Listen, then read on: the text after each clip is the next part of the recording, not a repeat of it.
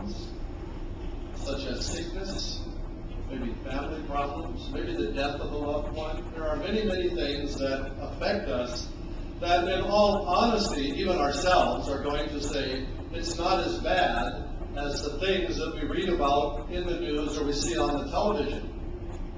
But when it happens to me, then it's just like the Pt2 chasing you down the street. Right? When we have a personal problem, it's just as serious and just as difficult as a problem that anybody could have anywhere around the world, no matter what it is.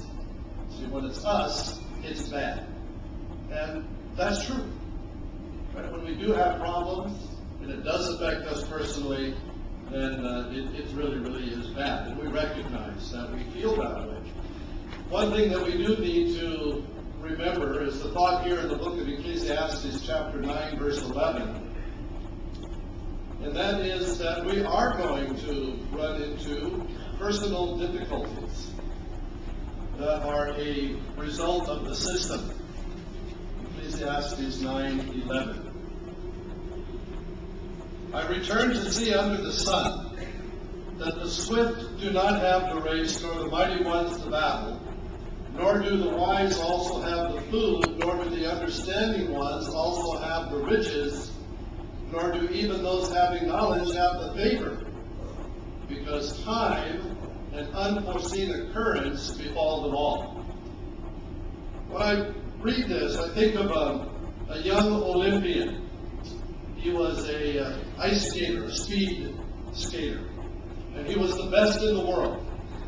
And he was guaranteed in the Olympics that he skated in to take home all of the gold medals available in that particular sport. And he had a way of doing it. He would always kind of lay back behind the first couple of guys, and then when they got into the last part of the last lap, then he would turn on the afterburner, so to speak, and he would pass them very, very quickly, or as we say, on the fly. So here he is in his race. The commentator is saying that he's doing it exactly according to plan. Here we come into the last lap. Here he comes to the outside. He's ready to pass. The fellow in front of him falls down and takes him out of the race. Now, why rise? He should have won that race. But what happened?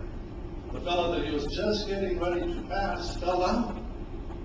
And it took this guaranteed win right out of his hand. But he didn't come in third place, which is how fast he was. But the point of the matter is that he must have been really, really discouraged, don't you think? Because of that happening? Because he was doing, everything was going according to plan. And don't you find that when everything is going according to plan, you know something's going to go wrong? Right? I mean, things are too what? Too good. Things are going just too good. You're waiting for the first shoe to drop, and then the bigger shoe to drop right behind it. That's because we know that in this system, time and unforeseen occurrence affect us all. But in the 92nd Psalm, we must be careful that we don't allow these things that happen to us personally to have this kind of effect. I'm sorry, that would be Proverbs 19 and verse 3. Proverbs 19 and verse 3.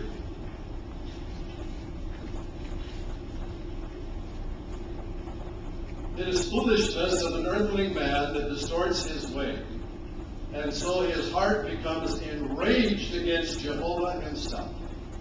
So you notice where it says the person's heart becomes enraged against Jehovah. That means it's Jehovah, why did you either do this, or why did you let it happen to me?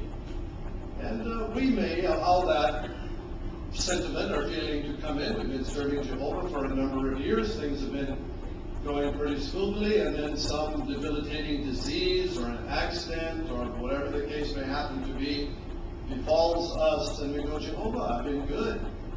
I've been doing things right. Why did you let this happen to me? Well, the fact of the matter is that what happens to us is just, unfortunately, part and parcel living in Satan's world. And as happens to them, so happens to us. Right? No more, no less. We are part of the human family. Wherever it is that we live, we are affected by the same evil things as our worldly neighbors. In the book of Ecclesiastes, the 3rd chapter, in verse 4, it said that there's a time to laugh and a time to weep or to cry, indicating that Jehovah's people are going to have both of those times. Times when they are very, very happy, and times where they are sad to the point that they weep profusely. But the Apostle Paul, in the book of 1 Thessalonians, chapter 4 and verse 3, made a good point for us. 1 Thessalonians 4:13. Apologize for that. 1 Thessalonians.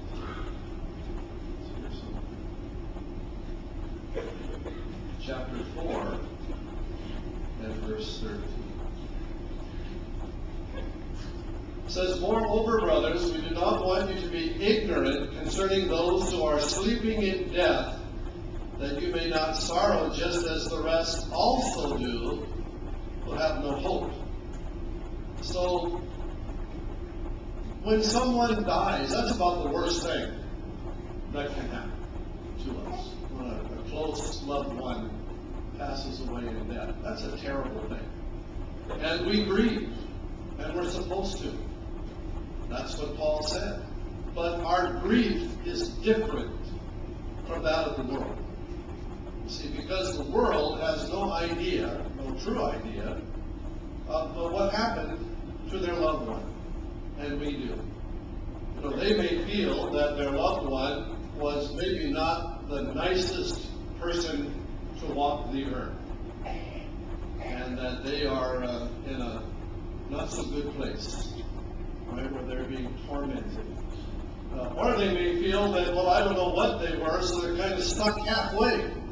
Their head feels good, their feet are hot. Right? So they're not quite sure where they are.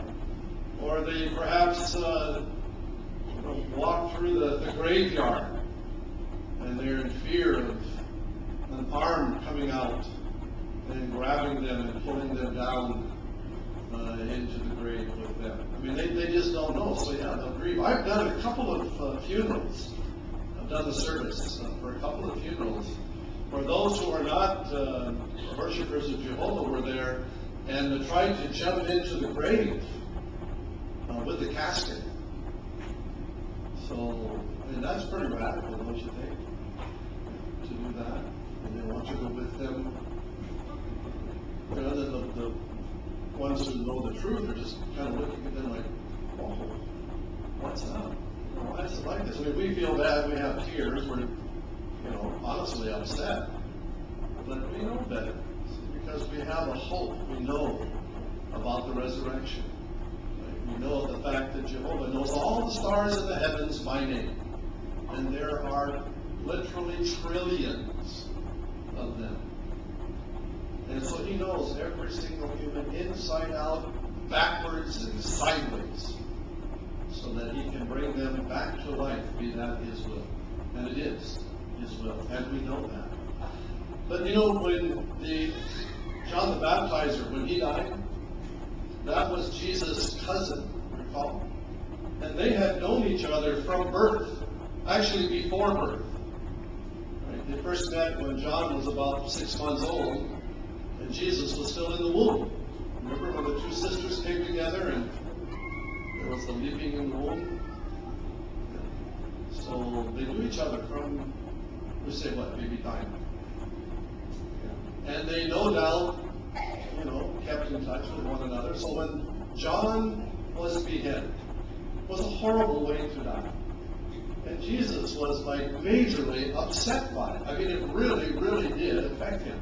To the point that he said to his disciples, I need to have some time by myself because of the death. Can you imagine that? I mean, Jesus knows that bringing John back is going to be